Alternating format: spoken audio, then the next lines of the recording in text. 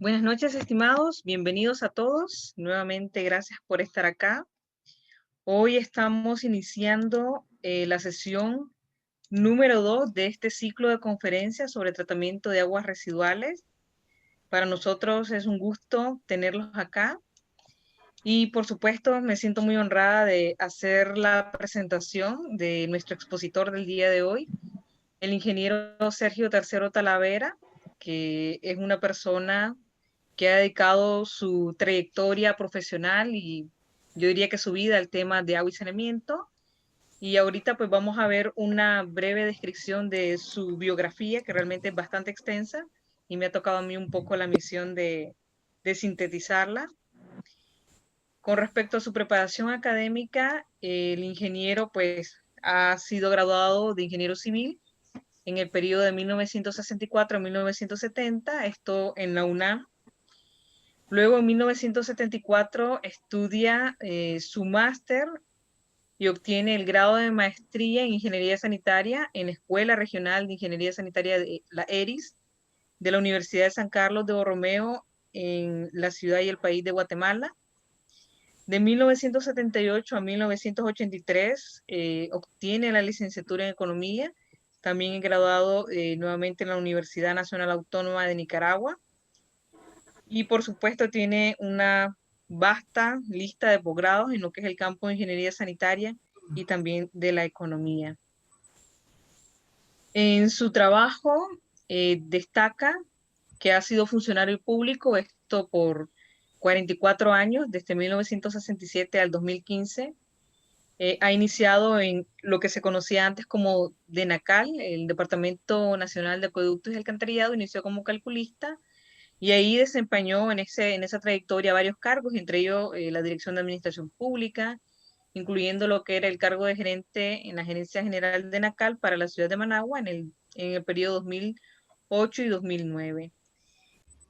También el ingeniero pues ha dedicado parte de su vida a compartir sus conocimientos a través de la docencia en diversas universidades. De 1975 a 1978 estuve impartiendo la asignatura de Ingeniería Sanitaria en la UNAM. De 1995 a 1997 fue profesor también de Ingeniería Sanitaria en la UNICA. Y en el periodo de 1987 a 1988 también fue profesor fundador de la Escuela de Ingeniería Ambiental de Nicaragua, que actualmente se conoce como Piensa. También ha hecho consultorías internacionales y nacionales entre el periodo de 1990 a 1992. Formó parte de la sociedad Xenon Environment de Montreal, en Quebec, Canadá, y actualmente siempre activo es consultor para el programa PISAGE. Y por supuesto es un investigador, conferencista y siempre lo he dicho, un apasionado de lo que es la ingeniería sanitaria, con diversos documentos e investigaciones que muchas se han compartido acá en este espacio de ANISA, y también su obra más significativa, indicada por él mismo, ha sido su libro Lagunas de Estabilización, la investigación continúa, que se publicó en el año 2018. Dentro de su influencia y otros cargos que ha desempeñado, ha sido miembro de ANISA también, cargos como director regional de la Zona 2, ha sido presidente, tesorero, esto como parte de AIDIS, la Asociación Interamericana de Ingeniería Sanitaria y Ambiental. A nivel internacional también perteneció a la Asociación Técnica de Agua de Quebec en Canadá, a Agua, y también a Water Pollution Control Federation. Y también pertenece a la ANIA, que es la Asociación Nicaragüense de Ingenieros y Arquitectos. Y entre premios y reconocimientos se le ha conmemorado a él en una celebración del Día Mundial del Agua en el 22 de marzo del 2018, una conmemoración, un reconocimiento público por toda su contribución a lo que es el desarrollo de la ingeniería sanitaria en Nicaragua. Esto fue también una iniciativa de lo que es ANISA o AIDIS a través del capítulo de Nicaragua que es ANISA. Y entre sus legados, como habíamos comentado, el libro Lagunas de Estabilización, la investigación continúa, y también tiene un blog, certeltal.wordpress.com, donde muchas de sus investigaciones están para la disponibilidad de todas las personas que quieran acceder a ellos con diversos temas, desde agua potable, equipos de bombeo, temas como los que vamos a abordar ahorita de aguas residuales. Bueno, sin más preámbulos, les dejo y le doy la palabra al ingeniero Sergio Tercero y por acá dejo de compartir mi pantalla. A ver, Claudio, muchas gracias por toda la introducción merecida. Muchas gracias. Voy a buscar, que me ayude ahora para buscar esa presentación, ¿verdad? Vamos a buscarla por aquí. Aquí estamos ya cerca.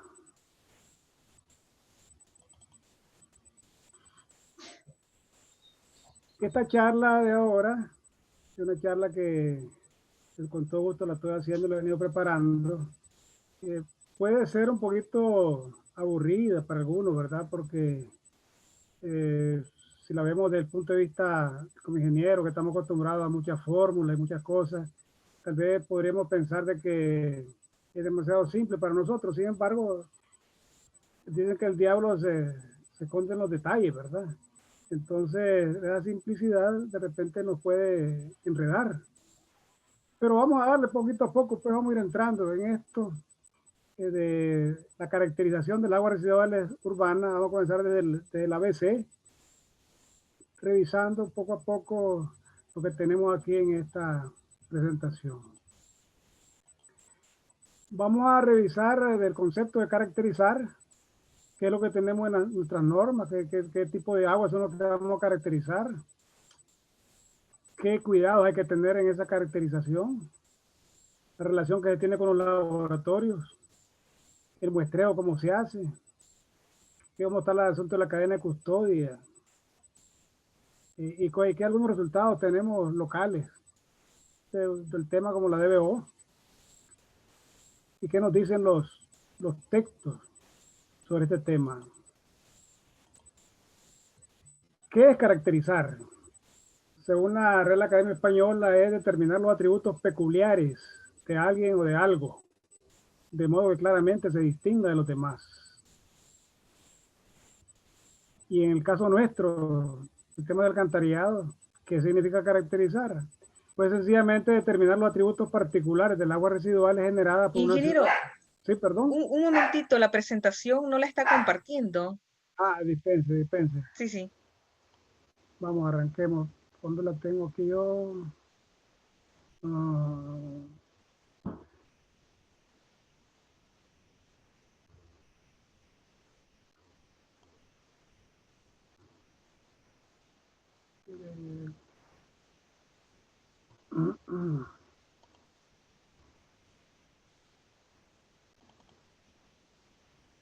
ahí cómo estaríamos.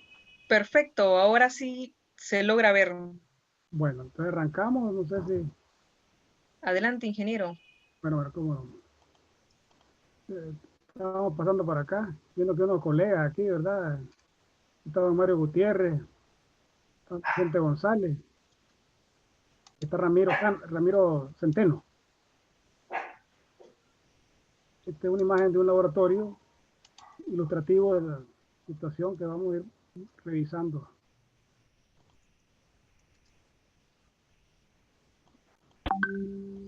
Decía de qué trataba de caracterizar. Ya lo escuchaban, ¿verdad? De mi voz, que determinar los atributos peculiares de alguien o de algo, de modo que claramente se distingue de los demás. Y en el caso nuestro, las aguas residuales, pues trata de determinar los atributos particulares del agua residuales generada por una ciudad, conglomerado de personas y actividades sociales, gubernamentales, económicas, culturales y recreativas. Existen varias acepciones en boga para el agua residuales que algunas veces llaman a la confusión. Por ejemplo, tenemos, por ejemplo, aguas grises, aguas negras, aguas servidas, aguas residuales domésticas, aguas residuales industriales y aguas residuales urbanas. Entonces, es importante que tratemos de definir qué es lo que vamos a caracterizar, ¿verdad? Para evitar esa confusión. Las guías técnicas de INAH, denominada brevemente la guía técnica INAH, no se encuentra ninguna definición de los tipos de aguas residuales. Así que tenemos que recurrir a otras fuentes de información. Aguas servidas. En Perú, dicen que son las aguas residuales domésticas y que son resultado de las actividades cotidianas de las personas. Por ejemplo, las que eliminamos a través de los lavaplatos, artefactos sanitarios, etcétera. Aguas grises. Las aguas residuales grises son generadas por actividades domésticas, tales como lavar los platos, limpiar el baño y para las lavadoras. El agua gris tiene una gran diferencia respecto al agua negras, ya que esta no contiene materia fecal y su nombre es debido a su condición de estar en el punto medio entre las aguas residuales y el agua potable, además de poseer un aspecto turbio. Cualquier agua que contenga desechos humanos se le considera agua negra.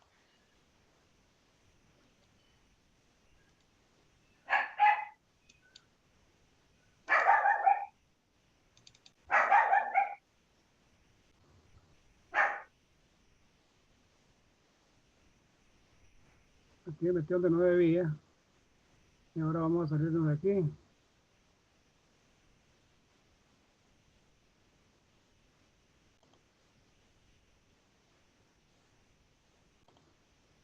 Me dispensa, pero aquí se me hizo un enredo, ¿eh? Se mira su presentación, ingeniero. Sí, pero no, no, es que yo me enredé ahí, estoy ahorita fuera de... Ah, ok. Al parecer, cuando dio compartir pantalla, seleccionó la presentación, entonces solo permite ver la presentación. Ahora, Si usted da en pantalla como tal, entonces puede navegar por su computadora. Tiene que volver a compartir. ok. Entonces aquí, vamos aquí, estamos. Esta es una contaminación que se da por aguas grises. Las aguas negras, también conocidas como aguas residuales, aguas servidas o aguas cloacales, estas están contaminadas en su mayoría por materias fecales que circulan por el sistema de alcantarillado. Aquí vemos ya una diferencia del color. Esta le da un tono gris y esta ya va buscando a más oscuro, a negro. Tipologías de aguas residuales. La Comunidad Económica Europea dice que el tratamiento de aguas residuales se define en las siguientes tipologías de aguas residuales. Aguas residuales domésticas, aquellas procedentes de zonas de vivienda y de servicios generadas principalmente por el metabolismo humano y la actividad doméstica. La contaminación principal del agua residuales domésticas es por materia orgánica, tanto en suspensión como en disolución, normalmente biodegradables y cantidades importantes de nitrógeno, fósforo y sales minerales.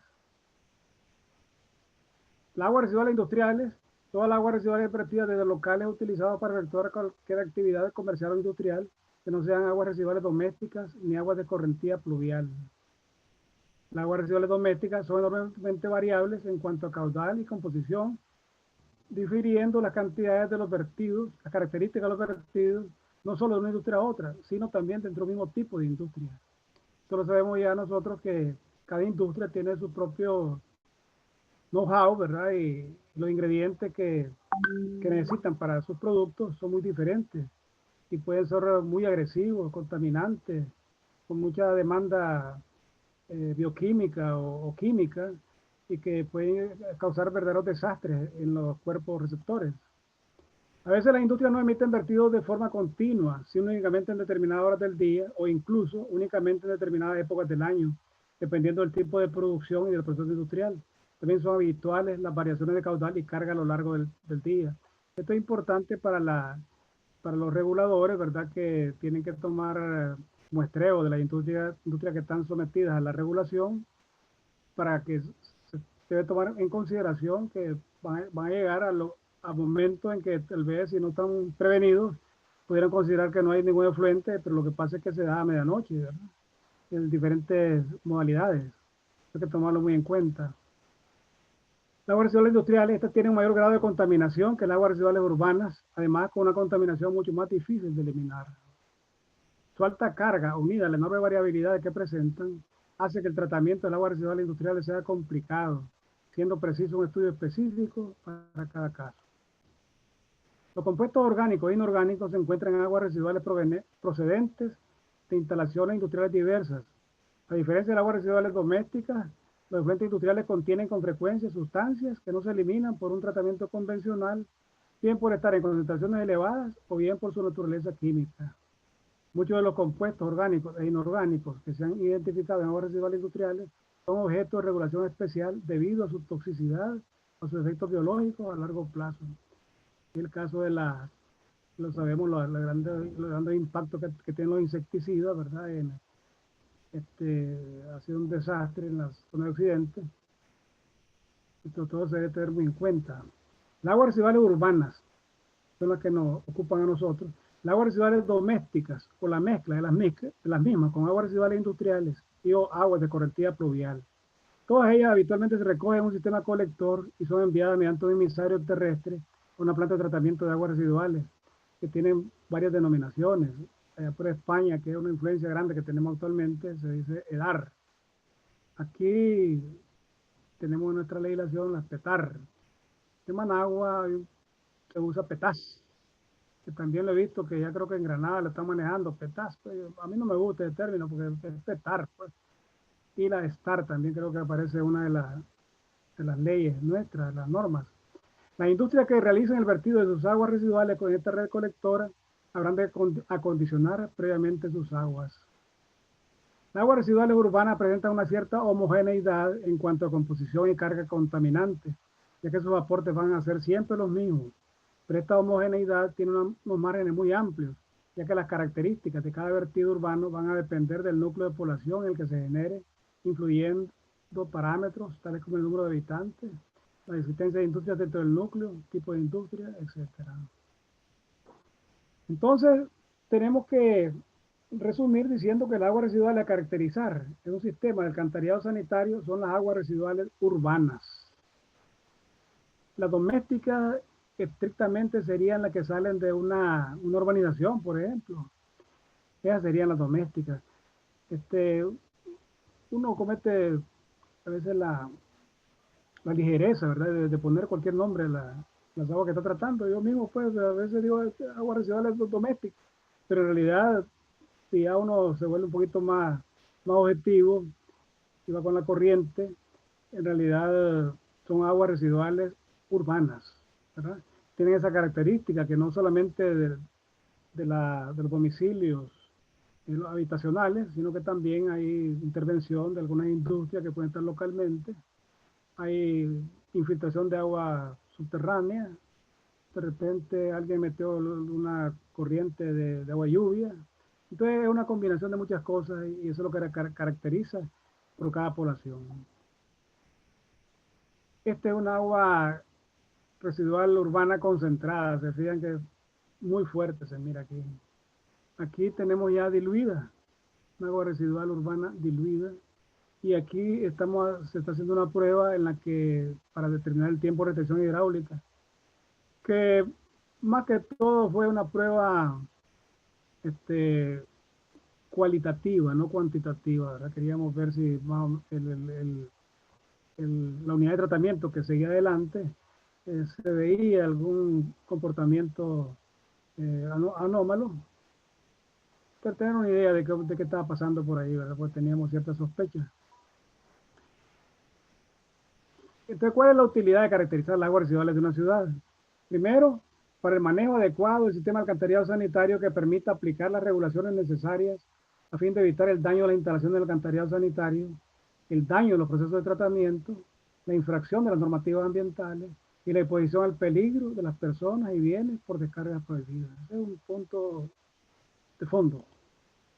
Segundo, para dimensionar adecuadamente el sistema de tratamiento de aguas residuales y la disposición final de los subproductos, ¿verdad? Porque ya sabemos que las plantas de tratamiento van a remover o van a realizar procesos de tratamiento eficaces en función de lo que queremos corregir. Y hay que tomar en cuenta también la regulación respecto a la disposición final de los subproductos, ¿verdad? Tenemos la línea de lodos y tenemos la línea líquida. Eso hay que verlo también. ¿Cuál es la norma que tenemos que cumplir? Yo lamentablemente no pude participar el día que el ingeniero Kraus hizo su presentación, pero este es un tema que ya fue abordado en la primera charla, pero un repaso rápido. Aquí tenemos que referirnos a las normativas contenidas en el decreto 21/2017, reglamento en el que se establecen las disposiciones para el vertido de aguas residuales y específicamente a los artículos 22, 24, 25 y 26 de aplicación nacional, excepto para las descargas del agua Solotlán que son reguladas por el decreto 77-2003. Ese decreto surgió cuando se iba a hacer la planta de tratamiento y que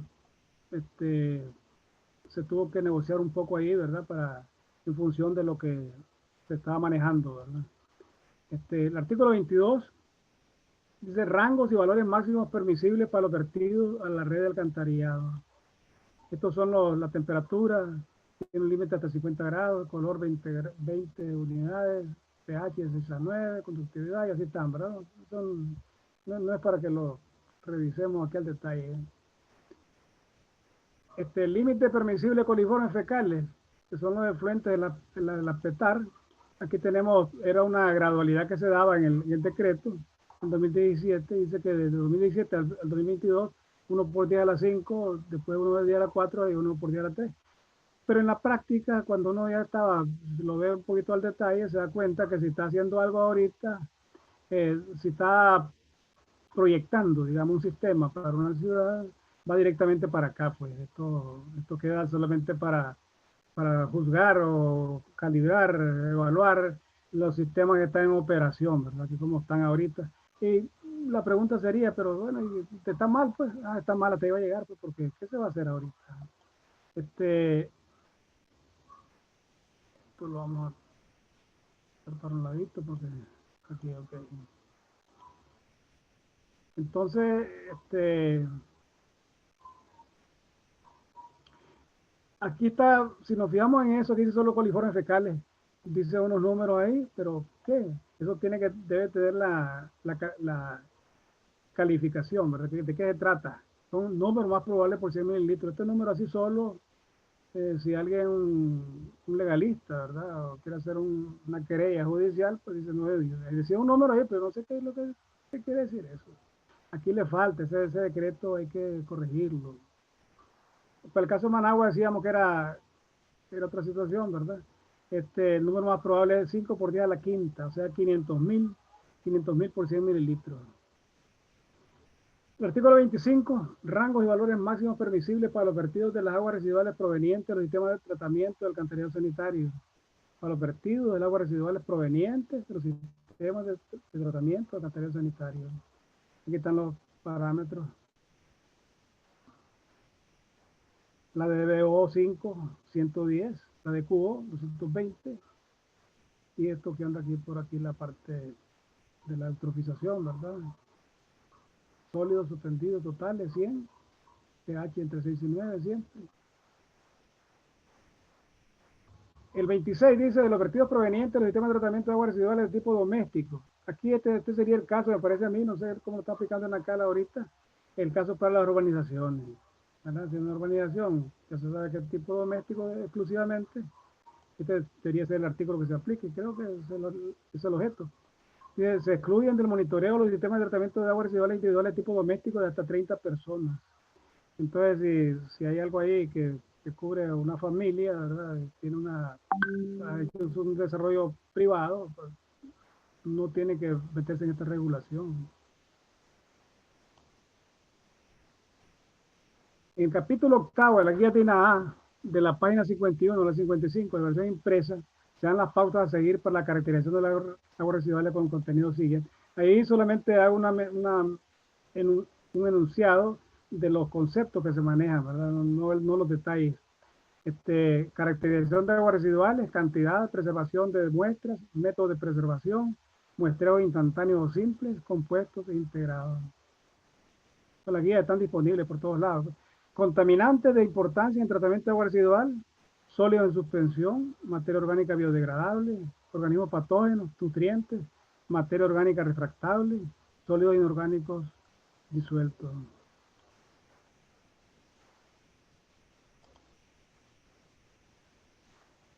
Características más importantes de algunas aguas residuales, también lo que está contenido en las guías. Hay una descripción de Managua, León, Rivas y Ciudadarí, unos ejemplos ahí. Si ahora vamos entrando un poquito mayor detalle de lo que queremos presentar en esta oportunidad, tenemos que decir de que la ISO tiene sus normas, la ISO 5667. La divide en tres partes. Una está dedicada a la parte 1, guía en el diseño del muestreo, los programas de muestreo y técnicas de muestreo. La 5667.2 se refiere a las guías en las técnicas de muestreo. Y la 67.3 se llama la preservación y manejo de las muestras de agua. Pero yo quería hacer más énfasis sobre todo a el estándar métodos, los métodos estándar. Esta ha sido la Biblia para nosotros desde hace mucho tiempo. Este libro, un libro inmenso, grandioso, pues para que tenga, esté con ganas de leer bastante, que hay tanta información que se maneja ahora, entonces solo el que se dedica a esos temas le da chance de leerlo. Pero en realidad vale la pena, pues un libro enorme, grandioso, tiene más de 100 años ya. Este libro comenzó alrededor de 1905 con información de los años de 1880, 1890, y ahí comenzó eso. Entonces es un libro que se edita, se publica cada 5 años en promedio. Esta es la edición 23. Si multiplicamos 23 por 5, pues ya sabemos de que nos está dando 115 años, ¿verdad? Entonces anda por ahí. Este es un libro elaborado por verdaderos especialistas y respaldados por la Asociación Americana de Salud Pública, por la Asociación Americana del Agua Potable y por la Federación del Agua y el Ambiente. Anteriormente se llamaba la Water Pollution Control Federation, ahora se llama la WEF. Dentro de este libro hay unos temas que son los que vamos a manejar ahora, pues de forma un poquito por encimita tal vez, ¿verdad? Está este capítulo 1060, se llama recolección y preservación de las muestras. Está el 9060 que se refiere al muestreo, a las muestras, ¿verdad? Y está la parte 9000 que se llama el examen microbiológico. Del CEPI yo lo pongo nada más como referencia aquí, porque en 1976 yo tuve la oportunidad de recibir un curso allá sobre diseño de plantas de tratamiento de aguas residuales, que lo dio el doctor Fabián Llanes, y ahí se nos dieron una serie de documentos, y uno de ellos que lo escaneé para que lo vieran ustedes, que tiene 36 páginas, y aquí se dice mucho también sobre este tema, ¿verdad? Un tema, pues si alguien quisiera, pues se lo envío, pues, no hay problema.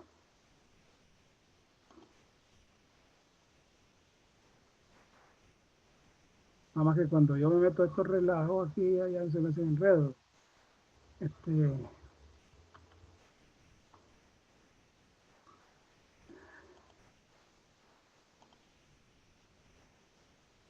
Aquí estamos.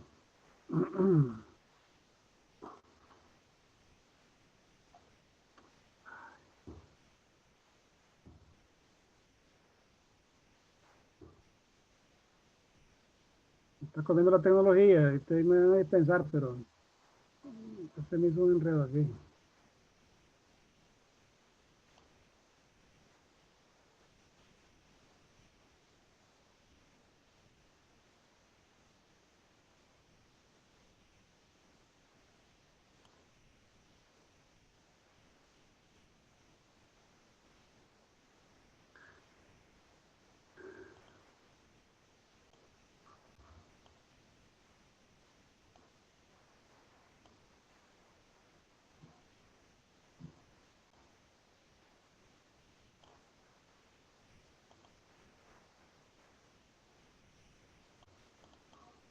Ahí estoy compartiendo pantalla.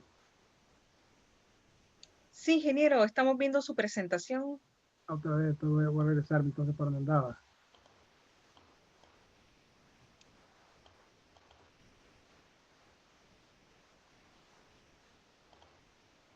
Entonces les decía, el tema que aparentemente es simple, pero si no se maneja con cuidado, vamos a caer a lo que dice este viejo axioma, que lo, lo indica el libro del métodos estándares. Dice, es un viejo axioma que el resultado de cualquier método de prueba no puede ser mejor que la muestra sobre la cual es llevada a cabo. Es decir, si nosotros tenemos una muestra, esa muestra fue tomada en medio del licor, ¿verdad? Entonces esa muestra viene un poquito alterada, va a traer alcohol etílico. Entonces debemos tener mucho cuidado en eso, porque de esa muestra dependen muchas decisiones muchas veces, porque la estadística nuestra, lamentablemente, ¿verdad? No nos permite tener una gran cantidad de muestras como quisiéramos. Entonces, si tomamos una muestra y no tenemos el cuidado de hacerlo bien, de ahí estamos influyendo enormemente, tal vez en gastos innecesarios, diseñando sistemas que están en el aire. Entonces, es importante que seamos responsables en eso porque mucho cuidado. Pues. Tal vez nosotros no nos va a tocar toda una muestra, pero sí estar supervisando de que el que haga el trabajo, que lo haga bien. Recolección y preservación de las muestras. El objetivo del muestreo es recolectar una porción de material suficientemente pequeña en volumen, suficientemente pequeña en volumen, fíjense bien, para ser transportada convenientemente y que todavía sea suficientemente grande para propósitos analíticos, mientras que aún representa con precisión el material que está siendo muestreado. Esto es una cosita importante, ¿verdad? Que suficientemente pequeña para poder manejarla, pero que sea suficientemente grande para propósitos analíticos, mientras que aún representa con precisión el material que está siendo muestreado. Este objetivo significa que las proporciones relativas de las concentraciones de todos los componentes pertinentes serán las mismas en la muestra como en el material que está siendo muestreado, y que la muestra será manipulada de una forma tal que no ocurran cambios significativos en la composición antes de que sean efectuados los análisis. Esta es la clave. Esa es la clave, tener una muestra representativa del, del líquido o del lodo que queremos conocer sus características intrínsecas. Haga un registro de todas las muestras recolectadas e identifique todas las botellas con un número de muestra único, preferiblemente adhiriendo una inscripción apropiadamente marcada o etiquetada. Documente suficiente información para proveer una identificación positiva de la muestra en una fecha posterior, incluyendo el número de identificación único de la muestra, el nombre del recolector de la muestra, la fecha, la hora, la localización exacta y, si es posible, tipo de muestra, simple o compuesta, y cualquier otro dato que pueda ser necesitado para correlación, tales como la temperatura del agua, condiciones climáticas, nivel del agua, flujo de la corriente y condiciones posteriores a la recolecta. Si no se pudiera llenar toda la información en una etiqueta, mantenga la información en order book en el sitio de muestreo al momento del muestreo. Use tinta permanente para registrar toda la información, preferible con tinta negra indeleble.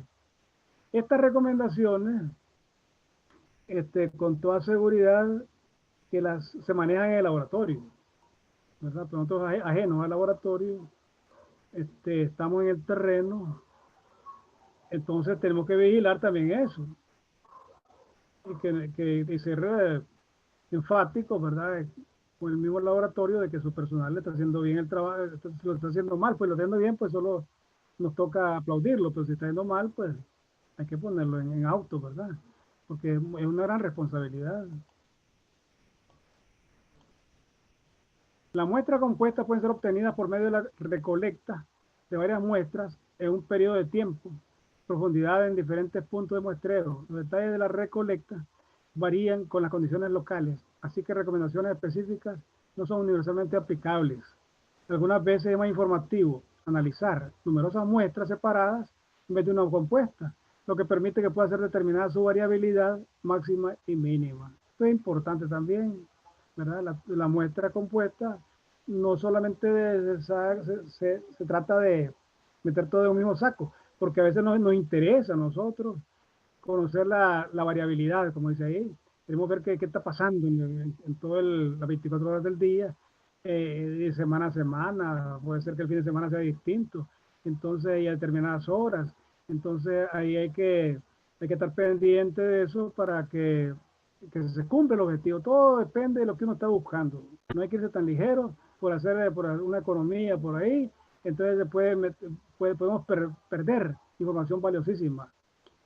Debido a la inestabilidad inherente de ciertas propiedades de compuestos, no es recomendado el muestreo compuesto para algunos análisis donde se desean obtener valores cuantitativos.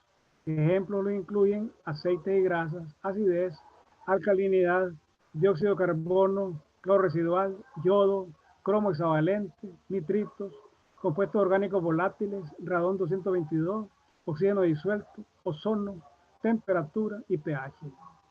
Estamos viendo ahí que hay una gama de parámetros en lo que el muestreo compuesto no es útil, no es aplicable. En ciertos casos, como para DBO, fenoles, sulfitos y cianuros, las muestras compuestas son requeridas rutinariamente por las agencias reguladoras. La muestra compuesta para DBO, nitrato, amoníaco, nitrógeno, Kendall, el sólido suspendido total, la DQO y carbono orgánico total, deben ser refrigeradas. Es importante todo eso. Una guía general para la toma de muestras es la siguiente. Evite áreas de excesiva turbulencia debido a la pérdida potencial de los constituyentes volátiles y a la presencia potencial de vapores tóxicos más densos que el aire.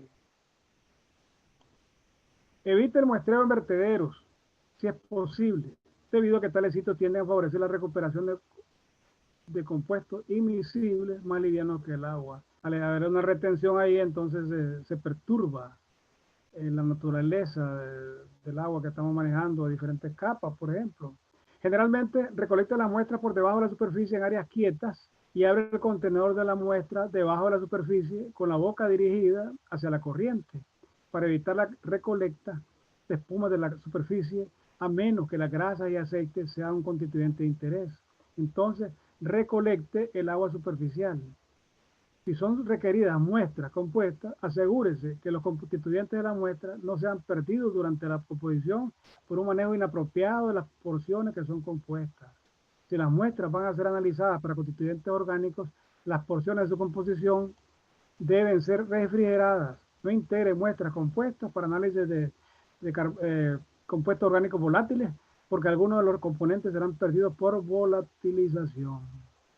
Aquí tal vez ustedes se han fijado que donde dice colecta, le he puesto de lado de recolecta, porque yo investigué un poquito más el término, y en realidad es recolecta. Tuvieran más tiempo para entrenar, pues imagínense cuánto provecho se le podría sacar. Y otros que vienen asomando, que hay que esperar todavía el rendimiento. Mi nombre es Cristian Ruiz, estudiante de Ingeniería Ambiental. A continuación les voy a indicar cómo se toma una muestra de agua, una muestra representativa de agua. Procedemos anteriormente a elegir el sitio o cuerpo de agua. En este momento el cuerpo de agua es el humedal La Conejera, ubicado en Suma, y nos procedemos a tomar la muestra. Antes de la muestra tenemos que utilizar los guantes y medidas de precaución, botas y elementos de precaución. Lo primero que procedemos a hacer es a lavar la botella con el agua. Pues que utilizamos el agua donde está la corriente principal y que no sea de las orillas ni que sea muy baja la profundidad. A continuación procedemos a lavar la botella varias veces con el agua del efluente y después ponemos la botella seca, sellada en contraposición con el flujo de la corriente del agua. La botella no se debe tener ni tan arriba ni tan abajo en una profundidad media, esto debido a que si se toca el fondo del lecho se puede alterar la muestra. Entonces, teniéndola cerrada, dejamos que la abrimos y dejamos que pase la botella, se llene por unos 30 segundos. De esta manera es la forma correcta de tomar la muestra de agua. Una vez sellada la botella, procedemos a tapar y a levantar del efluente. Esta muestra de agua se tiene que llevar a congelamiento de menos 4 grados centígrados. Podemos utilizarla en una bolsa para evitar derrames y se tiene que llevar 24 horas antes, lo más antes posible, para el análisis correspondiente. Muchas gracias. Mi nombre es Cristian Ruiz, estudiante.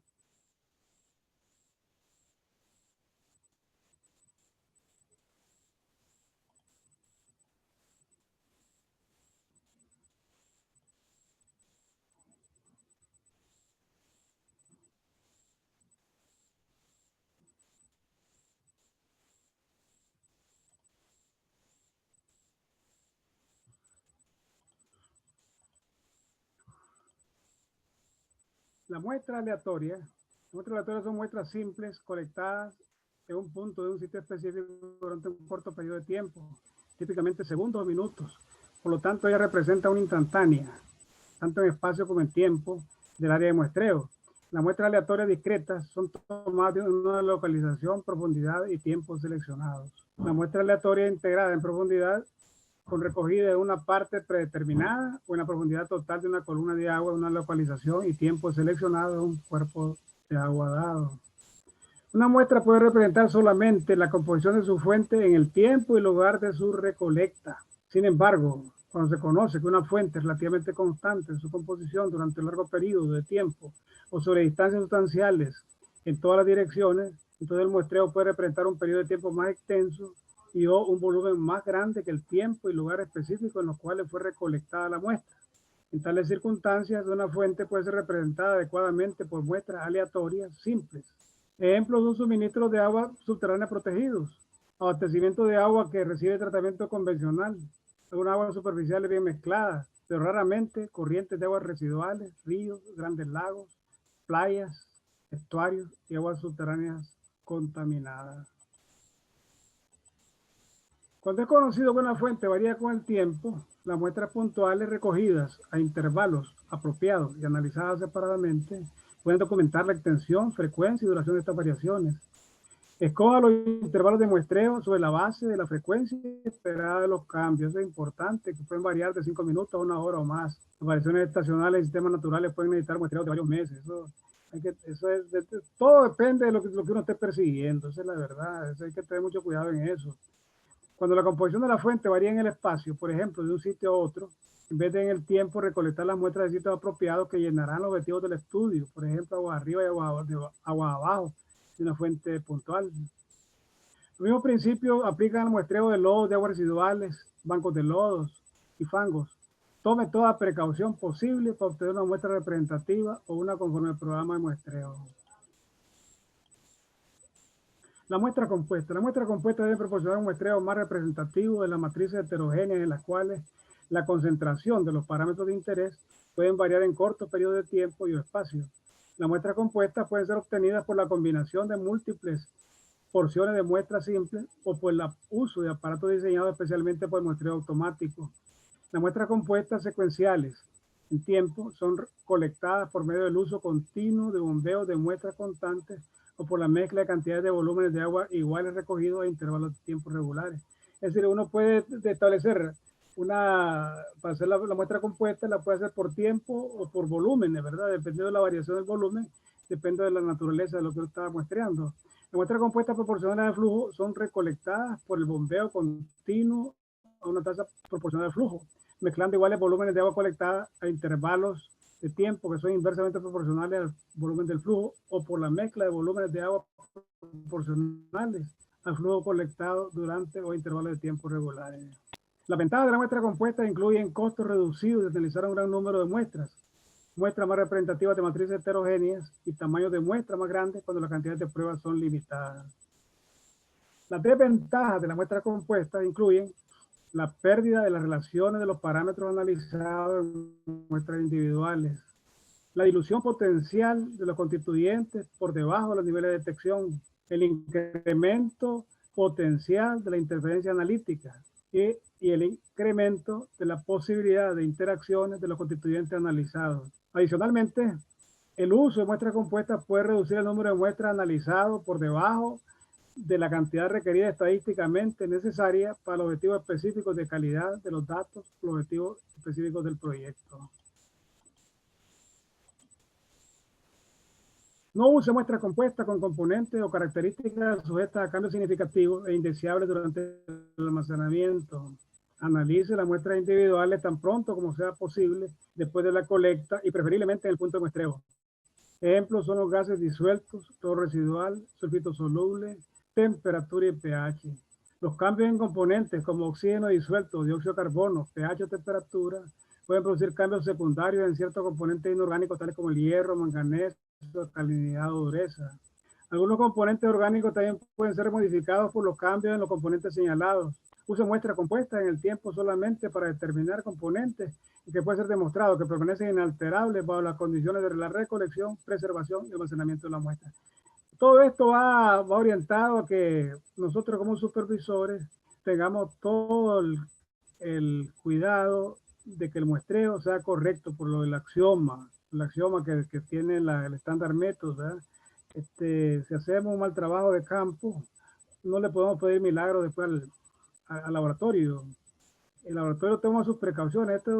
Vamos a leer un poquito más adelante sobre la cadena de custodia, ¿verdad? Pero todo eso viene desde el arranque, desde que se planificó el muestreo. Recolecte las porciones individuales en un frasco de boca ancha por cada hora, en algunos casos cada media hora o cada 5 minutos, y mezcle al final del periodo de muestreo o combine una sola botella a medida que se recolecta. Los aparatos de muestreo automático están disponibles, sin embargo, no los utilice a menos que la muestra sea preservada según las recomendaciones. Los muestreadores compuestos, operando por periodos extendidos, semanas o meses, deben ser sometidos a una limpieza rutinaria de los contenedores y de las líneas de muestreo para minimizar los crecimientos y depósitos indeseables. Para cierto propósito, la información necesitada es provista mejor por medio del análisis de muestras aleatorias colectadas de diferentes puntos simultáneamente o tan cercanas como sea posible usando métodos de carga ponderada, procedimientos y equipos de igual incremento de ancho o igual incremento de descarga. Un ejemplo de esta necesidad ocurre en un río o una corriente que varía en composición a lo largo del ancho y la profundidad. Para evaluar la composición promedio, la carga total, utiliza una mezcla de muestras que representen varios puntos en la sección transversal en proporción a sus flujos relativos. La necesidad para la muestra integrada también puede existir si se propone un tratamiento combinado para varias corrientes de aguas residuales separadas, la interacción de las cuales pueden tener un efecto significativo en la tratabilidad o uso de composición. La predicción matemática de interacción entre los componentes químicos puede ser inexacto o imposible, y el análisis de una muestra integrada adecuadamente puede proveer información más útil.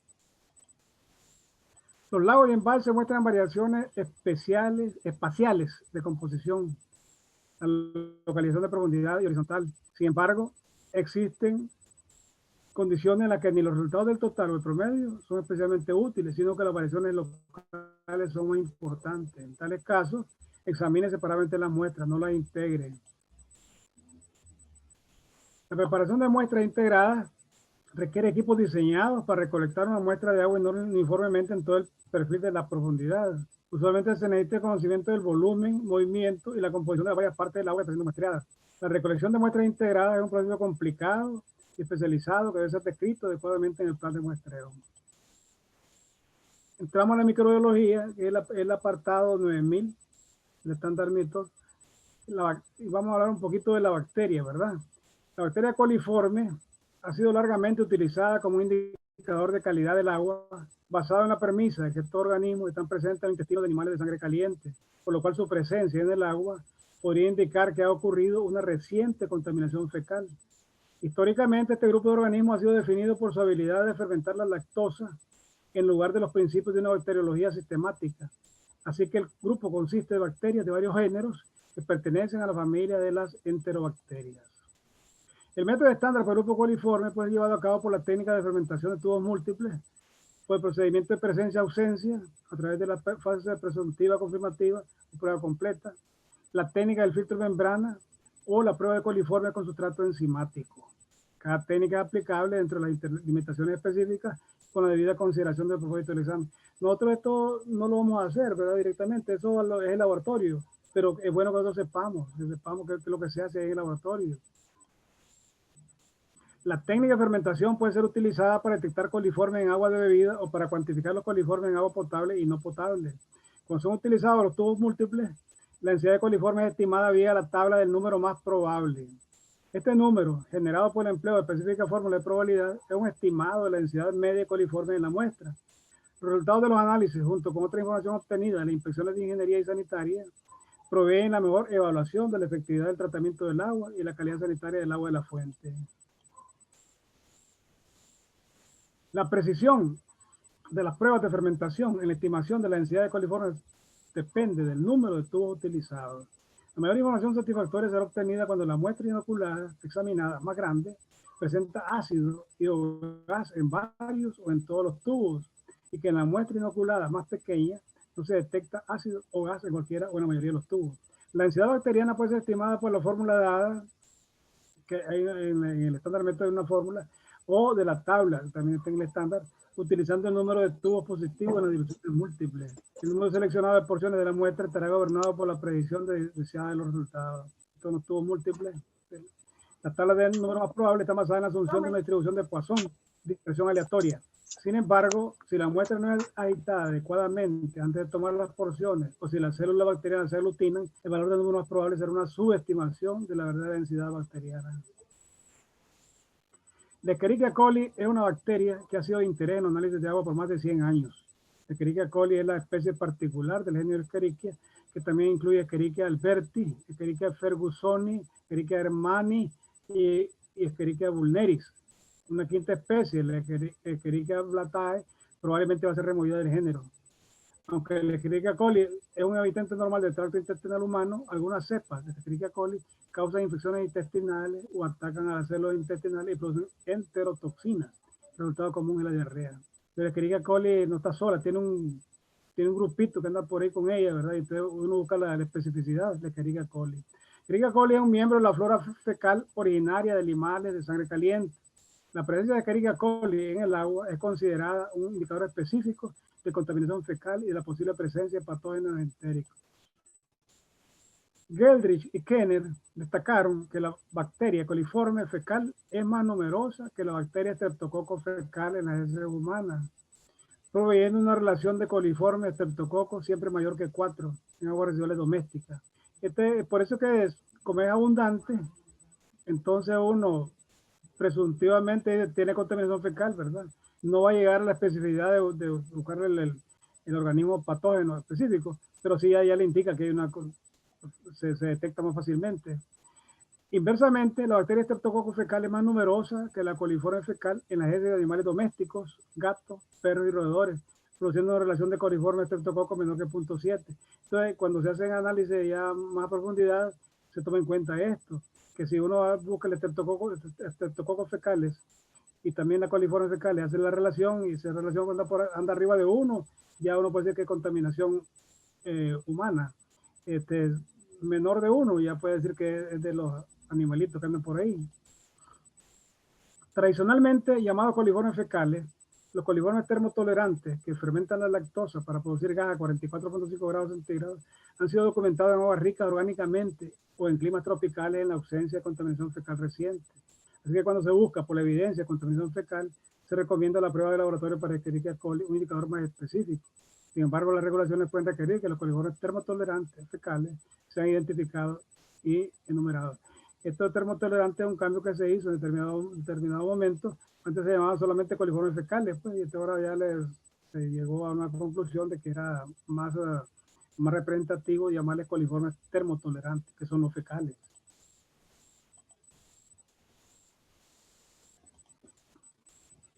Los procedimientos de muestreo. Es importante tener una técnica apropiada de recolección de la muestra para mantener la integridad de la misma. Un manejo inapropiado de la muestra puede invalidar los resultados de cualquier análisis de laboratorio. Estamos enfatizando ese tema, ¿verdad? Fue importante.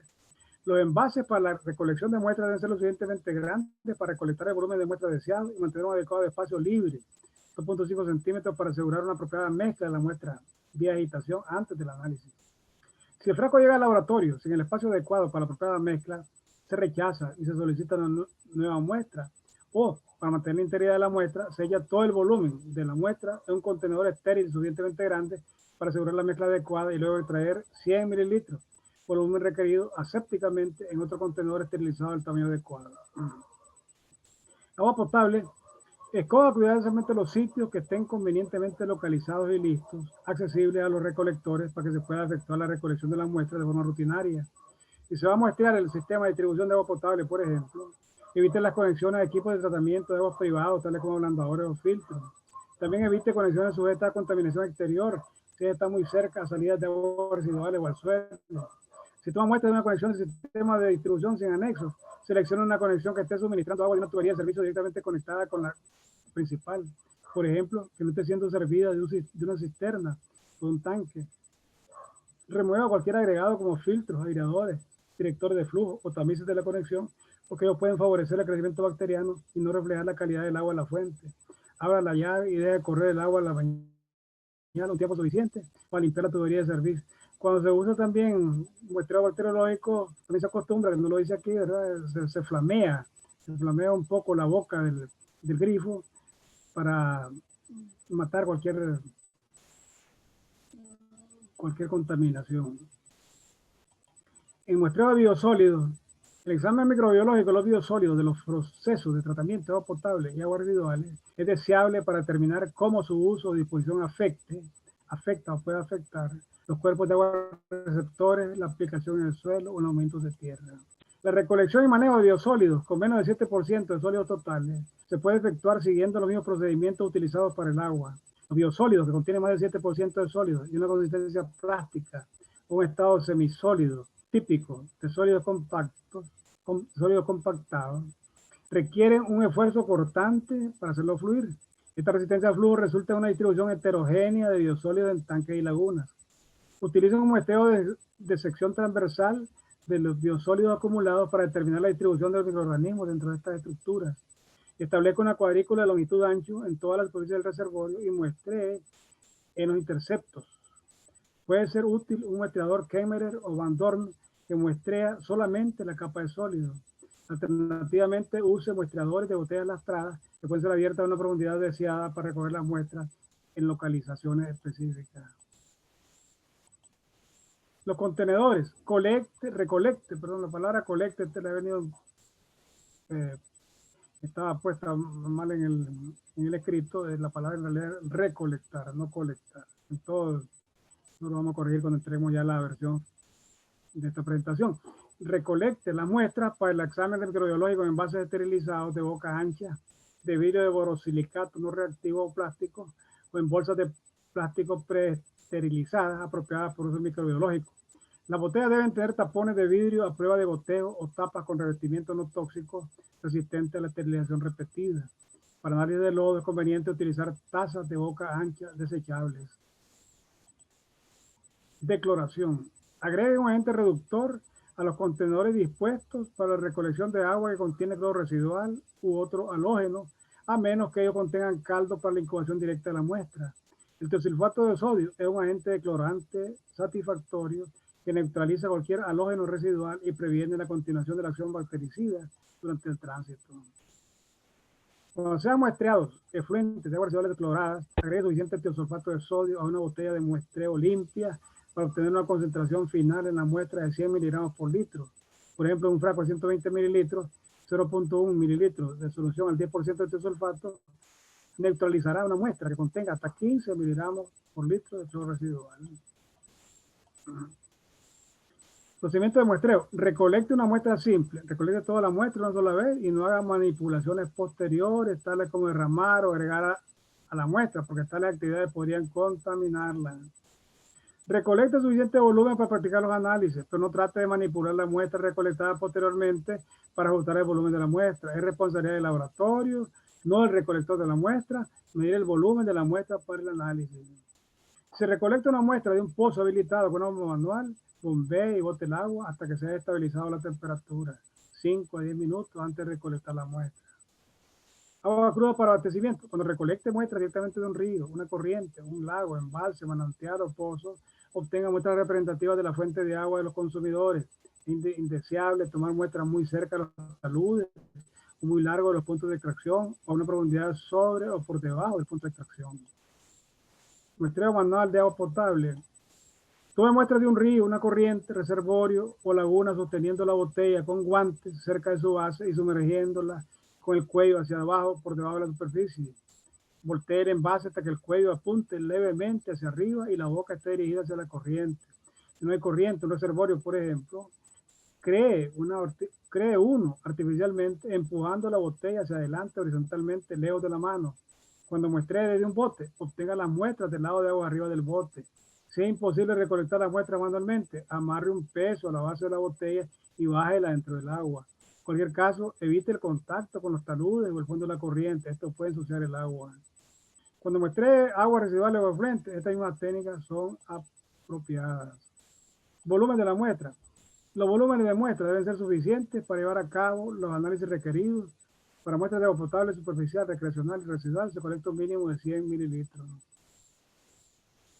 Aquí está el licenciado Vicente González tomando una muestra de un río ahí, está con sus guantes y enfrente de la corriente, la corriente va para allá, entonces él mueve el vaso para acá. Procedimiento de la cadena de custodia, método de muestreo, contenedores de muestras, número de muestras, volúmenes de muestras. Apropiadamente diseñada y ejecutada, la forma de la cadena de custodia asegurarán la integridad de la muestra a la recolección al informe del análisis. Esto incluye la habilidad para trazar la posesión y manejo de la muestra desde el momento de la recolecta a través del análisis y la disposición final.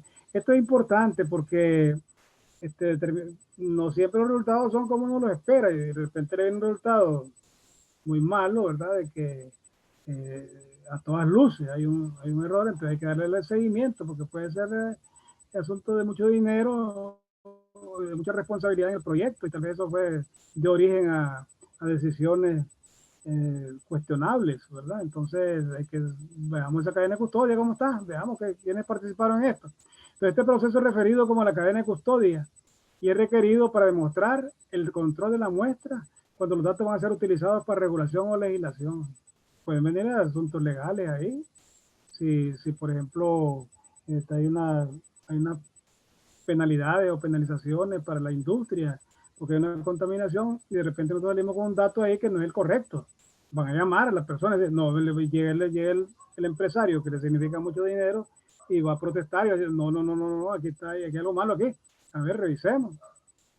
Ya a la ingeniera Krause, ¿qué dice la ingeniera Krause? Empieza a revisar y todo lo tenía bueno ella, pero el ayudante, que era yo tal vez, lo hice malo, pues. Cuando no está envuelta la legislación, los procedimientos de la cadena de custodia son útiles para el control veterinario de las muestras. Una muestra es considerada bajo la custodia de una persona si está en la posición física individual, a la vista individual, asegurada y sellada por este individuo, o asegurada en un área restringida para personal autorizado. De que son asuntos bien particulares, muy precisos, de cómo, si está bajo la custodia de fulano, dice, bueno, si está en la posición física individual, a la vista individual, lo está viendo. No, que no, si vos lo estás viendo, hombre, asegurada y sellada por este individuo, o asegurada en una área restringida, para personal, él tiene la llave del cuarto, entonces no puede, no hay escapatoria. Sergio III fue el que tenía la llave, entonces tiene que responder por eso. Los procedimientos siguientes resumen los aspectos más importantes de la cadena de custodia. Etiquetas de las muestras, sellos de las muestras, order book de campo, la bitácora, registro de la cadena de custodia, hoja de solicitud de análisis, remisión de la muestra al laboratorio, recepción y codificación de la muestra en el laboratorio, asignación de la muestra para el análisis, disposición de la muestra. Los laboratorios lo guardan la muestra porque de repente puede haber un reclamo, entonces tienen un espejo de la muestra ahí por el guardadito, por cualquier cosa. Método de muestreo, muestreo manual. El muestreo manual involucra el equipo mínimo, pero puede ser excesivamente costoso y consumidor de tiempo para los programas de muestreo rutinario o de gran escala. Estamos a nivel nacional y significa mover un montón de gente. Para eso puede ser costoso y tal vez habrá que buscar otras técnicas, tal vez. Bueno, en el caso de NACAL, pues tiene distribuidos sus laboratorios por regiones, entonces de esa manera reducir sus costos y tiene gente calificada. Él requiere técnicos de campo entrenados y a menudo es necesario para los estudios de regulación y de investigación, para los cuales la apreciación crítica de las condiciones de campo y complejas técnicas de recolección de muestras son esenciales. Manualmente se recolectan ciertas muestras, como en agua con aceite y grasa, por ejemplo. Muestreo automático. Los muestreadores automáticos pueden eliminar los errores en el muestreo manual, reducir los costos de mano de obra, puede proveer el medio para muestreo más frecuente, por lo cual se ha incrementado su uso. Asegurarse que el muestreador automático no contamine la muestra. Por ejemplo, los componentes plásticos pueden ser incompatibles con ciertos compuestos orgánicos que son solubles en las partes plásticas o que pueden ser contaminados en contacto con ellos. Muestreadores automáticos. Este es uno que se llama el Van Dorn.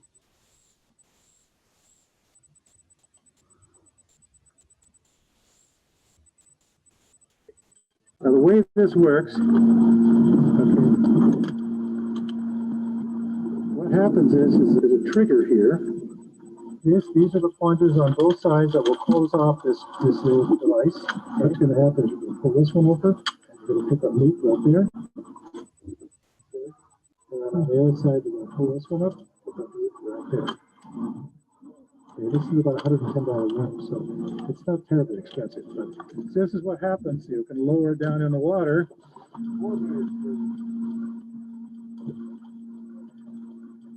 And you'll see that it closes off. Like that. There you go.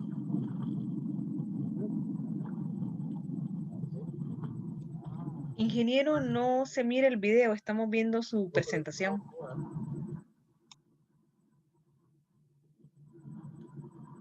You take the temperature from the thermometer there.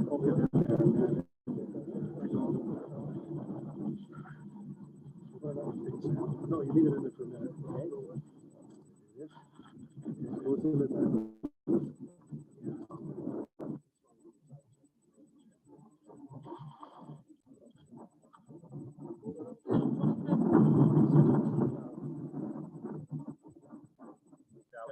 Harvard. That's how you do it. Ok. Ahora vamos a la dificultad esta. Necesitamos regresar.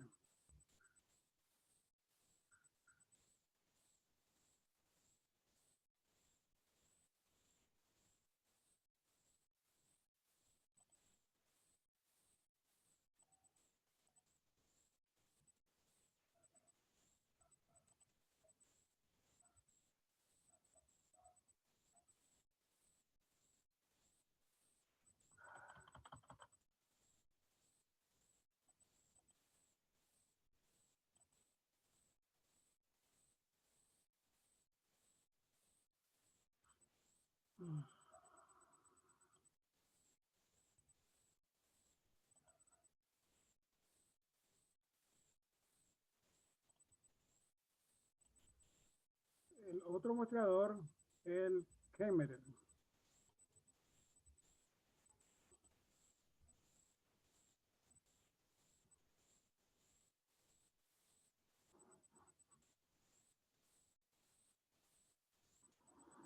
Okay, I'm going to demonstrate the use of a discrete sampling device known as a Kimmer water sampler. So the device is basically a hollow copper tube with two end seals made out of black rubber. ¿Se escucha bien? And it is held open by Escuchamos, ingeniero, pero no logramos ver el video. slides Ah. on a Estamos rod, viendo su presentación. Ah, pues thus no. holding the Entonces, two ends estaba haciéndolo open mal. to the water. The Supuestamente. sampler is lowered to the desired depth, which is indicated Ah, pues no. No es on así la cosa. the Yo creía que line. estaban viendo el This is- video. You can't see it very well, but it's a black mark that's 1 meter. And when it reaches the desired depth, Ahora sí miramos el video perfectamente. is lowered on the ¿Ustedes no vieron line. el anterior?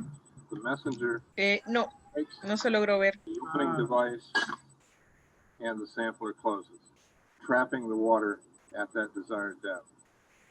Okay, I'm now going to demonstrate how to cock the sampler and get it ready for sampling.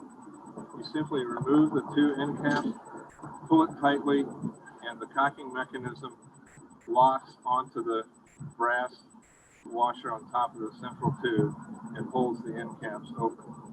Now, obviously, the sampler should be properly cleaned and rinsed prior to use, and the assumption is that this particular one is.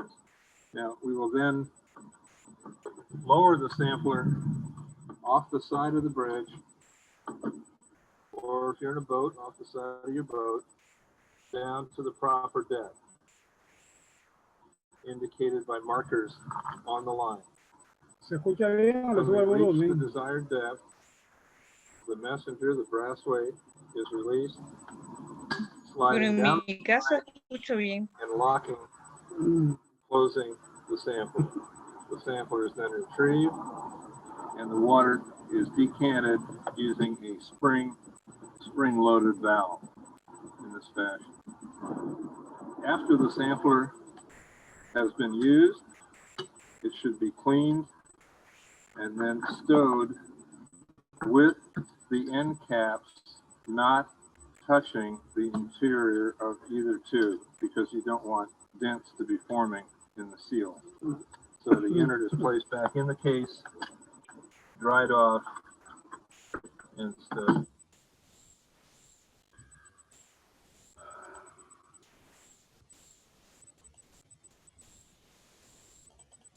Bueno, este Kemer Sampler, hace 50 años yo lo anduve usando ahí en el lago de Managua.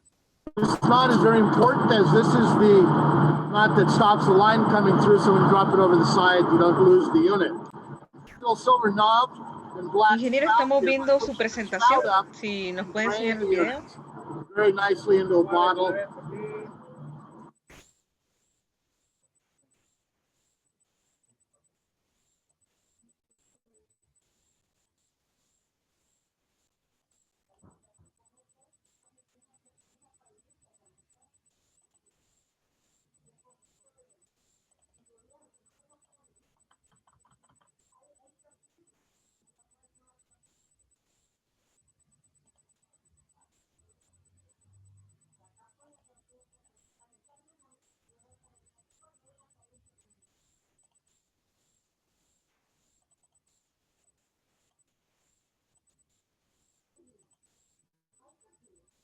Este muestrador que está aquí a la derecha, en la pantalla, en acá él compró ya que 1993, por ahí, 94, para utilizarlo aquí en Managua, pero creo que no tuvo buen suceso, pues no lo logramos manejar en esa época.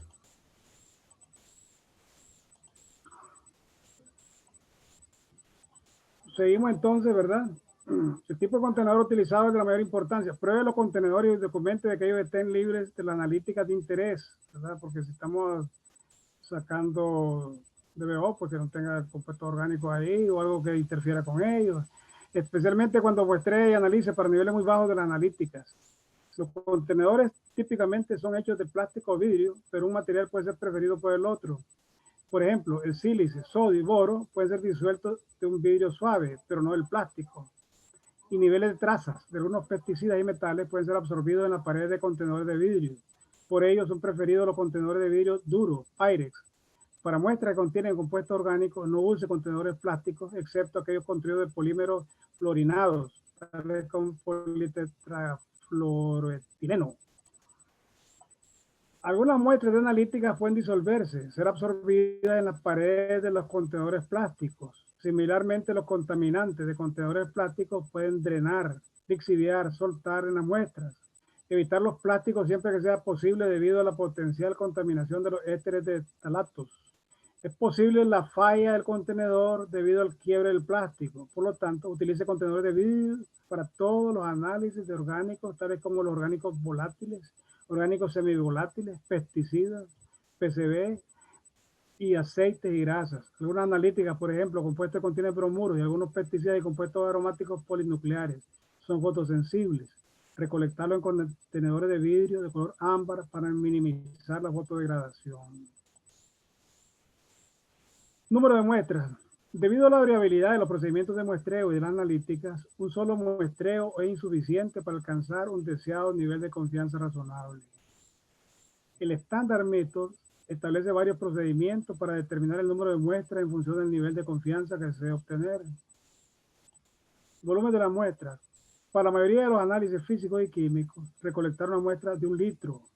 Para ciertas determinaciones se pueden necesitar muestras más grandes.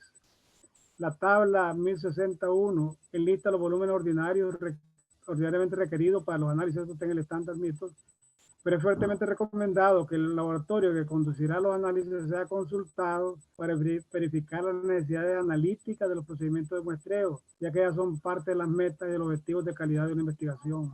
No utilice muestras del mismo contenedor para pruebas múltiples. Ejemplo, exámenes de orgánicos, inorgánicos, radiológicos, bacteriológicos y microscópicos, debido a que los métodos de recolección y manejo son diferentes para cada tipo de análisis. Siempre recolecte suficiente volumen de muestras en el contenedor apropiado para cumplir con los procedimientos de manejo, almacenamiento y preservación de la muestra. El mayor número de muestras posibles hay que recolectar siempre, según el objetivo del muestreo y en función de la variabilidad del agua residual de que se trate. Aquí hay dos términos que llaman la atención, ¿verdad? Que no debe perderse de vista. Es lo que dice debe ser las muestras posibles, mayor número de muestras posibles y según el objetivo. El posible para mí está ligado al tiempo disponible, al presupuesto y a la dificultad misma del muestreo y su posterior análisis. Pues no es lo mismo ir a tomar una muestra en Granada que tomarla en Jalapa o en San Carlos, por ejemplo. Un consultor tiene un tiempo y un presupuesto muy cerrados, según sus términos de referencia y el contrato, que no le permiten efectuar una caracterización a la profundidad deseada. Este es un tema que suscita cierta controversia si los términos de referencia no han sido claramente establecidos. Pues además está el tema de la representatividad estadística.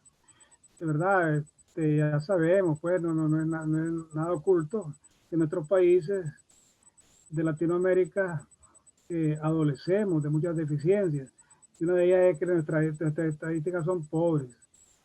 Aunque la institución puede abrirse un poco a divulgar cierta información, quizás no toda, pero aunque se abra, no la tiene porque vivimos siempre nosotros alcanzados y nuestro presupuesto no nos permite mantener un examen y análisis rutinario y procesarlo. Pues entonces, eso se va mejorando, pero no se mejora en la velocidad que quisiéramos, ¿verdad? Entonces ahí va eso, va caminando.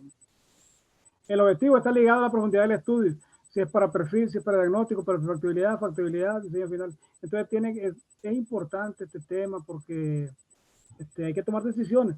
El consultor tiene un tiempo muy limitado, ¿verdad? Le dicen, usted va a hacer este diseño, va a hacer todos esos pasos, va a hacer diagnóstico, va a hacer prefactibilidad, va a hacer factibilidad, diseño finales, y le doy un plazo de 18 meses, o 12, pues. Y entonces comienza a buscar información, la poca información que existe. Si él se sometiera a la rigurosidad de los números fríos, de lo que es una buena estadística, no habría proyecto. Entonces él tiene que, tanto la institución como el consultor, tiene que conciliar sus intereses y ser objetivos en eso, pues porque si no se enfrasca aquello, y que los términos de referencia dicen que hagan todo lo que pueda, pero si no es que no se puede, no hay tiempo para eso. Entonces tienen que llegar a un acuerdo. Es complicado porque siempre está la responsabilidad, ¿verdad? Porque se va a hacer un diseño, como decía anteriormente, y va a haber problemas, podría haber problemas en el futuro, debido a que no se caracterizó bien. Y ahí está el problema. Entonces se tiene que resolver, pero entre personas pensantes, ¿verdad? Objetivas, tiene que llegarse a una solución, pues. Y documentarlo, argumentarlo, para que pues llegan los auditores, son otros avisados, ¿verdad? Que llegan allá con la espada desenvainada y hasta se relamen como los gatos, ¿verdad? Los bigotes cuando encuentran, dicen ellos, un hallazgo. Eso hay que tener mucho cuidado, ¿verdad? Y ahí está la dificultad. Las muestras obtenidas en el campo deben constituirse en una representación precisa del material del cual se está haciendo el muestreo. Por tal motivo, deben ser obtenidas, conservadas, transportadas y almacenadas, de manera que cuando lleguen al laboratorio todavía sean representativos del material existente en el campo. Insistimos en el tema ese es el tema que volver al axioma. Los métodos de preservación son relativamente limitados y están orientados generalmente a retardar la acción biológica, retardar la hidrólisis de los químicos compuestos y complejos y reducir la volatilidad de los constituyentes. Según el caso, están limitados al control del pH, la adición de reactivos, el uso de envases opacos o de color ámbar, refrigeración, filtración y congelación. Vean ustedes toda la incertidumbre que se está manejando en esto y se empieza a acumular, ¿verdad? Desde que decidimos y vamos a hacer 2 muestras. Yo recuerdo un proyecto que venían unos señores del Japón, ¿verdad? Que son muy precisos y son tremendos pues, para elaborar documentos. Y vienen con todo su equipo, tienen una disciplina y una forma de hacer las cosas que sorprende, ¿verdad? Entonces estábamos en el proyecto y le decía yo pues que teníamos que tomar más muestras, que las muestras que estábamos planificando para León no eran suficientes, que con 2 muestras no se podía hacer eso. Entonces me dijeron, ingeniero, son 2 muestras. Ya está, son 2 muestras las que se va a tomar. Ya está, no había más que decir ahí. Entonces, y después salen los enormes libros. pero va la incertidumbre metida ahí. Entonces, no perdamos de vista eso, ¿verdad? Que todo lo que hacemos nosotros, como les digo yo a unos colegas, este asunto de aproximaciones sucesivas, ha sido la vida aproximándose uno, ya cuando cree que tenerlo bastante cerca, bastante claro el tema, ya muy tarde, ya se lo llevó el COVID u otra enfermedad. No todas las aguas residuales son iguales. La composición de las mismas depende mucho de su origen y del uso que ellas hayan tenido en su tránsito hasta el punto de recolección. La importancia de su composición está relacionada con el daño que su vertido pueda causar a las personas en particular y el medio biótico y abiótico en general, así como para establecer las tecnologías más apropiadas para su depuración.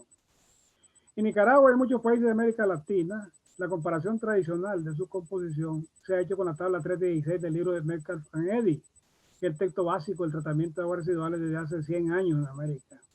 Aunque existen otras fuentes de información, Inhofe, FAIR, Aceibala, entre otros. A la par de este clásico de la ingeniería sanitaria, el doctor Aurelio Hernández Muñoz, en su libro muy reconocido en España, Depuración y Desinfección de Aguas Residuales, establece una tabla similar a la de Metcalf and Eddy, con algunas diferencias sobre los valores y los parámetros considerados. Ambas tablas se presentan a continuación. Jairo Romero Roa también utiliza ahí una cosa. Esta es la de Metcalf and Eddy. Usted la clasifica en aguas fuertes, medias y débiles. Una clasificación que yo sigo preguntándome esta clasificación para qué nos puede servir, tal vez, no sé, todavía yo en mi ignorancia, pues todavía no le encuentro mucho uso, pero ahí ponen los documentos, uno se clasifica, es fuerte, pero es fuerte, o es medio, o es débil, ¿qué entonces qué? No le veo yo todavía. Estoy tratando de averiguar, no será objeto de otra investigación, qué es la aplicación de esta cosa. Aquí tenemos la otra del señor, el doctor Hernández Muñoz, ¿verdad? Que es un catedrático muy reconocido en España y que tiene unos grandes libros. Yo compré el libro de él ahí hace unos meses y tiene mucha información. Ya cayendo al pinolillo, ¿verdad? A lo nuestro. Entonces yo hice una pequeña investigación sobre la caracterización del agua residual urbana de Nicaragua en términos de la DBO. Pero publiqué un documento que le llamé Caracterización del agua residual urbana de Nicaragua en términos de la demanda bioquímica de oxígeno. Esta investigación corresponde al periodo 94 al 2014, con información de 28 sistemas de alcantarillado sanitario con muestras compuestas. Se presentan los resultados del EO5 expresados en miligramos por litro y en gramos por habitante por día para cada población estudiada. Entonces yo lo clasifiqué en 3 rangos. Poblaciones de 50.000 a más de 100.000. Prácticamente estamos hablando de 50.000 a más. Pues. Rango de población de 30.000 a 50.000. Y 4 rangos entonces. Y de 15.000 a 20.000 y de 5.000 a 10.000.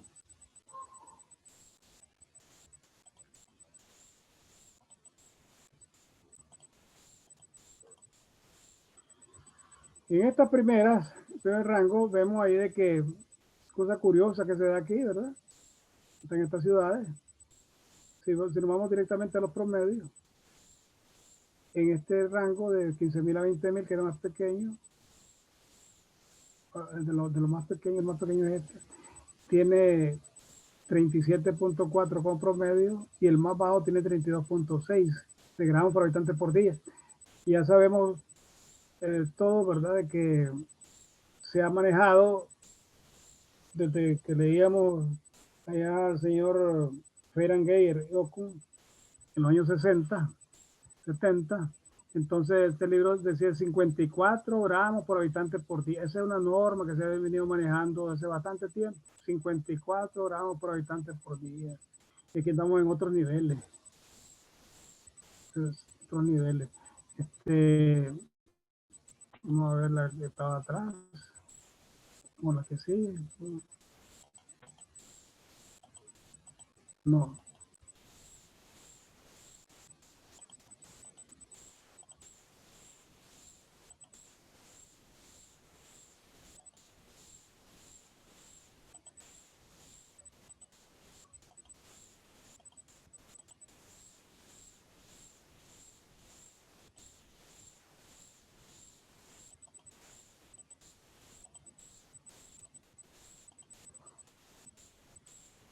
Aquí tenemos de 50.000 hacia adelante, aquí estamos promedio ya de 50.000.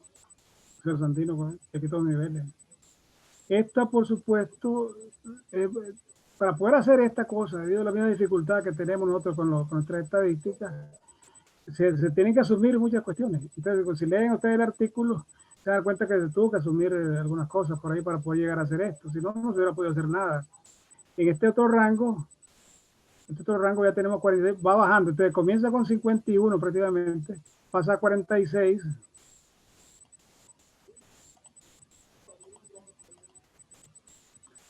Pasa a 37.4 y pasa a 32.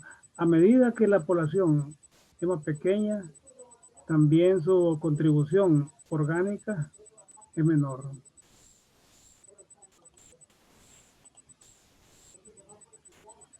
Recientemente hicimos un trabajo ahí con 3 ciudades. 2 estaban en el rango de 30.000 a 50.000 habitantes y una ciudad en el rango de 15.000 a 20.000 habitantes. En una de las ciudades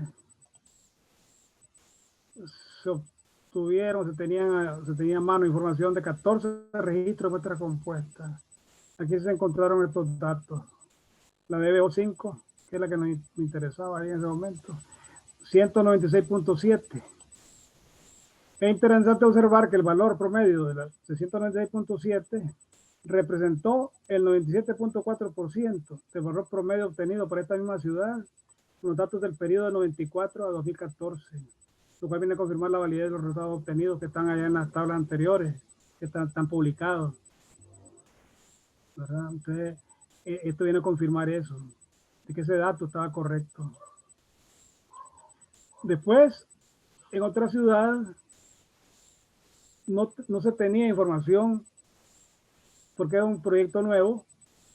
Entonces lo que se hizo fue sacar un promedio de unas ciudades con características similares. Y aquí teníamos entonces 362.8, la DBO, bien concentrada, ¿no? En esta segunda ciudad no existía un sistema categórico sanitario, por lo cual se construyó una calidad promedio con datos de ciudades vecinas de la misma categoría poblacional.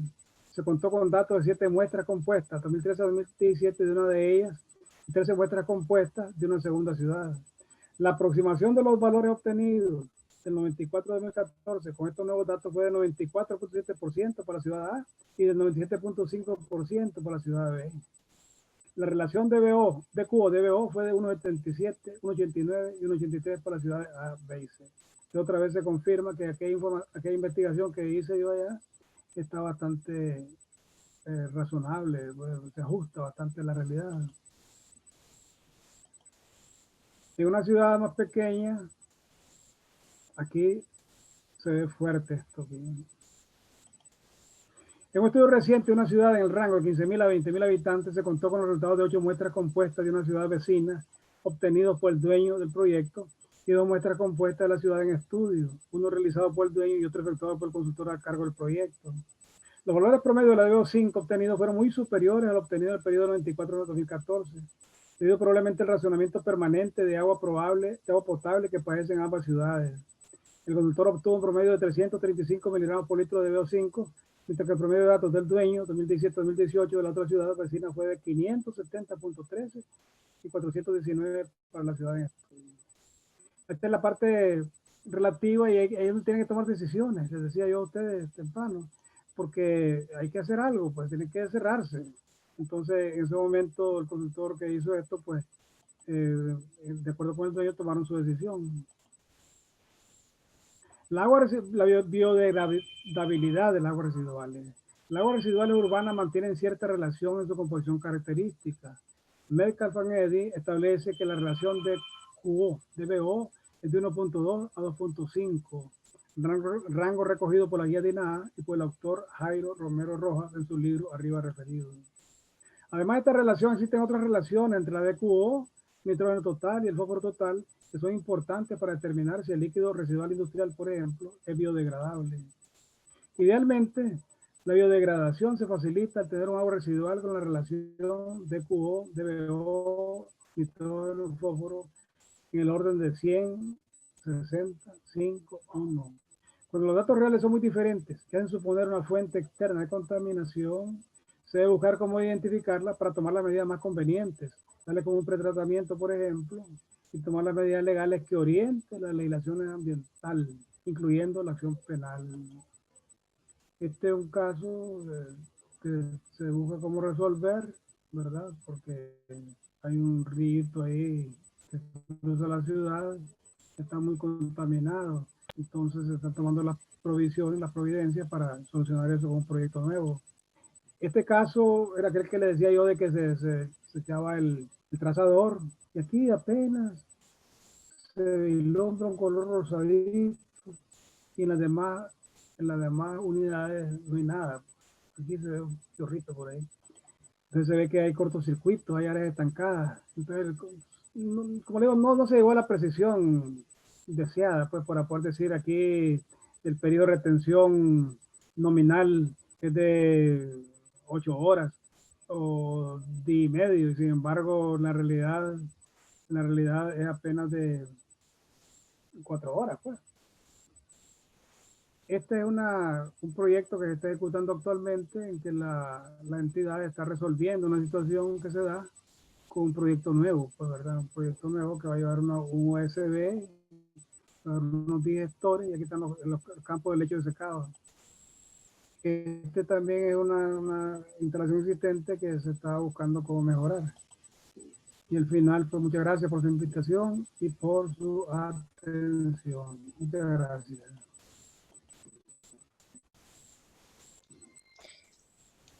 Muchas gracias, ingeniero Sergio Tercero, por haber compartido esta presentación con nosotros. Le agradecemos enormemente. Y ahora pues daríamos paso a la sesión de preguntas y respuestas. Podemos o pueden dejar su mensaje a través de chat y también pueden sentirse en la libertad de activar el micrófono y hacer la consulta directamente al ingeniero Sergio Tercero.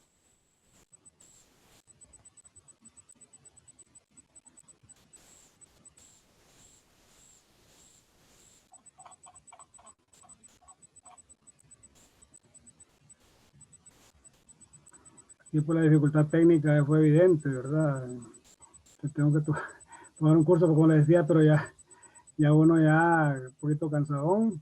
Quién sabe si lo logro pasar el curso. Lo pongo en duda. No se preocupe, ingeniero, eso nos pasa a todos. No crea que solo a usted.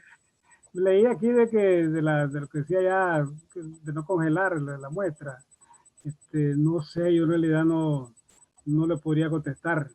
No le podría contestar a esto. Yo no sé en qué términos será eso. A lo mejor se trata de un asunto químico, perdón, alguna industria que se debe manejar congelada para llevarla hasta el laboratorio, ¿verdad? No sé, en realidad me declaro incompetente de responder a esa observación. Yo quisiera hacer énfasis, ¿verdad?, en que esta cosa está dentro de la materia que se están revisando. Es importante, pues, yo creo que toda la intención de haber incluido esta charla es con el interés de que todos nos percatemos de que no solo las fórmulas son las que deben ser precisas, porque después entramos a las fórmulas muy precisas, muy acuciosas, pero si hemos hecho una mala caracterización, entonces de nada nos sirve. Estamos caracterizando lo malo que hicimos. No se trata de eso. Se trata de ir al fondo, ¿verdad? De hacerlo bien desde el principio. Porque como dicen, el tonto termina haciéndolo bien hasta el final, cuando va saliendo de la puerta. No, de que entramos ya en las instalaciones, vayamos viendo cuál es la dificultad que hay que revisar ahí. Ahí hay algo que revisar. Entonces, pongámonos bien en eso y busquemos elementos competentes. Por ejemplo, ahí teníamos con Vicente González, gente muy calificada, pues, gente muy calificada que les gusta la materia y tiene mucha relación con los laboratorios, entonces se trabaja muy bien con ellos, ¿verdad? Porque se mantiene el compañerismo, la amistad, y son profesionales. Entonces siempre hay que buscar gente que sepa el asunto. Ahí en Nicaragua hay mucha gente que conoce. El muestreo parte de hacer esa relación con los laboratorios, porque los laboratorios tienen su protocolo y no todos los días están disponibles para hacer lo que nosotros queremos. Por los fines de semana, usted le dice, si no me trae la muestra el viernes a las 6 de la mañana, no la traiga mejor. Entonces usted tiene que programarse para que ese muestreo llegue en el momento oportuno, ¿verdad? Porque si uno hacemos a espaldas del laboratorio, vamos mal. Entonces hay una relación entre el profesional responsable del muestreo y el laboratorio fundamental, y de ser posible hacer control cruzado con otros laboratorios. Si eso fuera posible, sería lo indicado. Tal vez los términos de referencia no le dicen eso, pero uno sí es responsable y sabe que tiene que ser así, pues le voy a hablar con el dueño del taller y le va a decir, mira, no, esta llanta tenemos que quitarla. Esta llanta tan pelona y se va a ver un accidente. Entonces ahí hay que hacerlo. Pues. Van 2 laboratorios aquí en este caso, tienen que ir. Entonces hay que hacer de esa manera. Muchas gracias, ingeniero, por esa reflexión. Creo que todos estamos por acá de acuerdo de que a veces nos gusta mucho el tema de hacer los cálculos, el dimensionamiento, pero la materia prima, es decir, esa caracterización es la base para todo lo que viene posteriormente. Por acá hay 3 comentarios y algunas preguntas, se las voy a leer. Bueno, saludos y muchas gracias, maestro. El artículo mencionado sobre la caracterización de las aguas residuales en Nicaragua está publicado y ¿dónde lo pueden consultar? Ya usted lo mencionaba en el blog, ¿verdad? Ahí está eso, está disponible, pero pues, si no se quiere molestar en buscarlo ahí, me mandan ahí en el inicio puse mi correo casualmente para eso, para que cualquier cosa que necesiten ahí, me lo mandan y se lo envío inmediatamente, no hay ningún problema.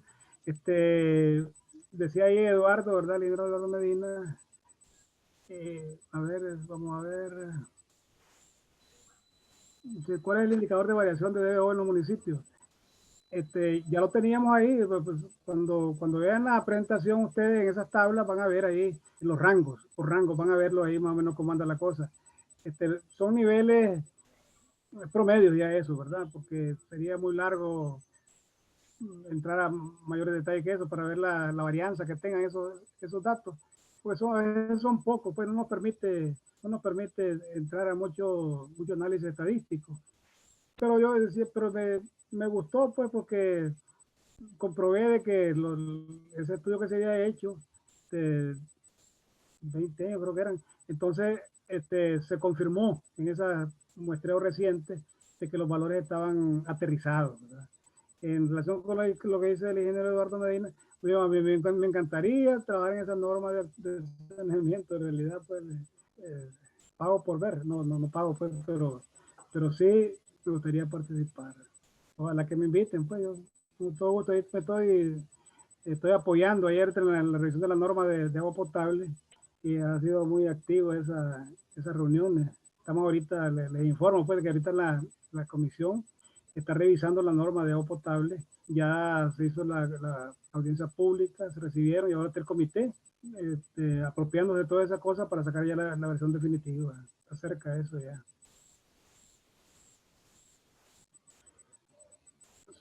Sobre los preservantes, ahí lo mencionaba yo también en la charla, que ese es el que se me grabó, pues el tiosulfato de sodio para evitar el efecto del cloro pues, en la parte bacteriológica, ¿verdad? Pues, porque mata las bacterias. Entonces,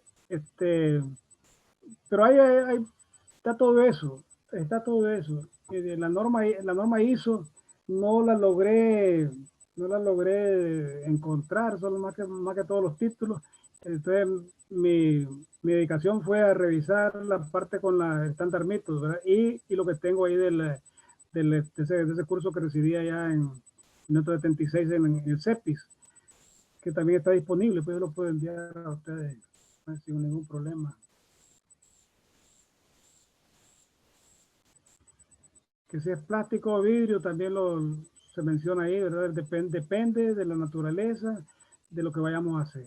Hay unos compuestos químicos que reaccionan con el plástico, entonces no es conveniente, ¿verdad? Otros no, pues. Entonces, depende de eso, en realidad, del químico que estamos buscando. De todas maneras, uno va a hacer lo que le indique el laboratorio, pero es importante que la contraparte, que somos nosotros, no nos vayamos de boca tampoco, pues. De repente el laboratorio se puede equivocar. Tenemos con el sano juicio que tenemos todos, entonces podemos colaborar con el laboratorio y prepararnos, ir a la entrevista con el laboratorio, ya le edito un poquito el tema, vale la pena.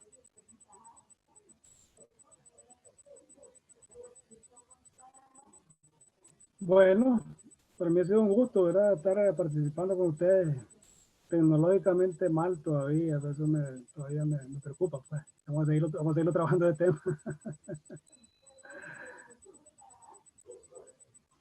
No se preocupe, ingeniero, la práctica hace el maestro, entonces otra parte de charlas más y va a estar bastante Ya va a listo. ser la cuarta edad.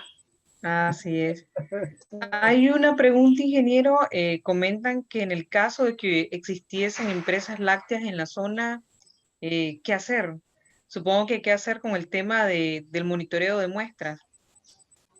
Bueno, ayer mencionaba yo el término de la legislación, ¿verdad? Porque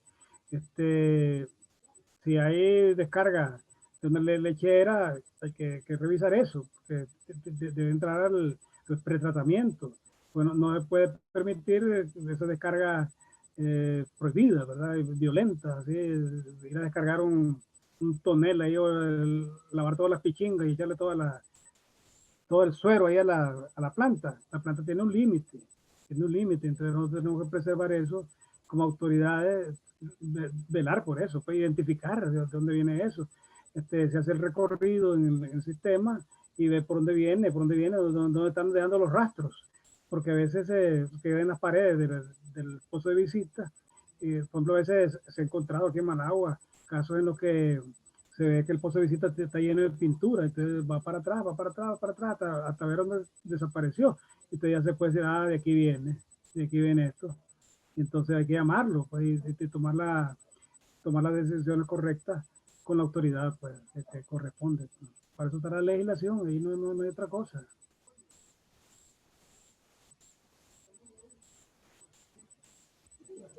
También preguntan qué recomendaciones puede brindar para realizar una buena muestra compuesta. Bueno, en el caso, las muestras compuestas se toman normalmente cada hora. Por lo menos los tiempos, yo estuve haciendo, tengo ya algo, un tiempo. Ahora, entonces, cuando estábamos haciendo los estudios del lago de Managua, tomábamos, por ejemplo, agarrábamos 2 pozos de visita. 2 pozos de visita continuos, había corrientes permanentes. Entonces ya amanecíamos 24 horas seguidas, hora por hora, estábamos llenando los frascos. Y después se hacía el análisis, ya con eso pasaba para el laboratorio y en el laboratorio se hacen las proporciones. Uno lo que recoge ahí es 1 litro por cada hora. Entonces tiene los containers ahí, para tenerlo todo junto, ¿verdad? Tenemos ahí la hielera completa, o varias hieleras, lo que sea necesario, para que no se degrade. Y entonces estamos hora por hora. Entonces se lleva al laboratorio. El laboratorio se va a encargar de hacer esa medición específica, que desde tal hora ya uno le da también cuánto va a requerir, pero es él el que va a medir que ese aumento va a requerir 375 mililitros, el otro 428 mililitros. Entonces él va a saber eso, no le va a dar el dato, es lo que tiene que sacar usted, pero no le lleva a uno el litro completo de las 24 horas, para no entrar en esa variable, ¿verdad? Sino que es el laboratorio que tiene esa responsabilidad. Bueno, también preguntan por la vida útil de sistemas de laguna. Bueno, es una premisa también. Bueno, va a haber una charla precisamente de lagunas y también vamos a tener al ingeniero Sergio Tercero compartiéndonos su experiencia y el tema precisamente de estas tecnologías de lagunas. Pero también si quiere compartir alguna respuesta sobre la vida útil de los Sí. sistemas de lagunas. La laguna, prácticamente tiene la vida que le deparen los sólidos que están acumulando, que no se han sacado, la estabilidad de los taludes, ¿verdad? Porque la laguna ahí está, pues está trabajando. Este es un sistema que tiene una enorme cantidad de factores que trabajan en ella, tanto controlables y no controlables, ¿verdad? Porque desde la calidad del agua que le llega, y empiezan a trabajar ahí las algas, comienzan a trabajar la química, la bioquímica, y entonces los sólidos se van acumulando y nadie los saca. Entonces empieza a perder volumen. Y ese es un tema, como decía Claudio, no me da pena decirlo, pero desde este momento yo he estado trabajando en el tema que va para marzo, creo. Entonces ya tengo como un mes y medio de estar trabajando en él. Ese es mi hobby. Entonces que aquí bueno, tengo que cerrar la puerta ahorita, que no me vea mi esposa, ¿verdad? Porque me dedico solo a eso, a estar revisando, preparando la charlita, ¿verdad? Entonces ahí vamos a tocar el tema con cierta profundidad, ¿verdad? No todo lo que se debería decir, porque se dice mucho de las lagunas, pero sí, las lagunas es un elemento fundamental en nuestra vida tropical, ¿verdad? Es una necesidad utilizarlas, pero hay que saberlas, hay que conocerlas, Entonces, mi propósito en la charla va a ser eso, que conozcamos de dónde se originan las cosas estas, porque solo la receta de cocina, hay que sacar la receta, pero primero hay que conocer los ingredientes, pues, qué ingrediente es el tomate, cómo va el tomate, la zanahoria, el pipián, hay que conocer todo eso, de dónde se origina todo eso, para que quede rica la sopa. Hay que trabajar con todas esas cosas primero, conocerlas bien, y entonces vamos a tener una buena sopa, vamos a tener una buena laguna. Vale la pena, es un trabajo que se ha venido desarrollando desde hace más de 70 años, ¿verdad? Entonces, son tan simples que se vuelven bien complejas. Vale la pena revisar ese tema, y ojalá que todos ustedes me puedan acompañar en esa oportunidad, porque vamos a tocar varias cosas ahí, vale la pena, creo yo. Ingeniero, y para, digamos, este colega que está bastante interesado en sistemas de lagunas, ¿dónde puede adquirir su libro también para que profundice?